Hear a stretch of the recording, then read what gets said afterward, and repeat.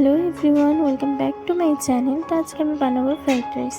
আমি এখানে বিনস, গাজর, কাজু, কিশমিশ এই নিয়েছি। তোমরা এখানে চাইলে আরও ভেজিটেবল অ্যাড করতে পারো। প্রথমে আমি বিনস, গাজরগুলোকে ভালো করে কেটে নেব। কেটে নিয়ে ধুয়ে নিয়েছি।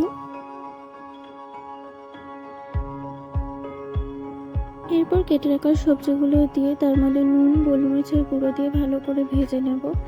ভাজা হয়ে গেলে কড়াইয়ের মধ্যে সাদা তেল দিয়ে তার মধ্যে দিয়ে দেবো তেজপাতা, এলাচ, লবঙ্গ, দারচিনি। তার মধ্যে ভেজে রাখা সবজিগুলো দিয়ে রাইসটা দিয়ে তার মধ্যে পরিমাণ মতো নুন, গোলমরিচের গুঁড়ো, চিনি, ঘি দিয়ে রেডি। পুরো ভিডিওটা তোমাদের কেমন লাগলো তোমরা কমেন্টে জানিও। আর ভালো লাগলে লাইক অ্যান্ড সাবস্ক্রাইব করে দিও।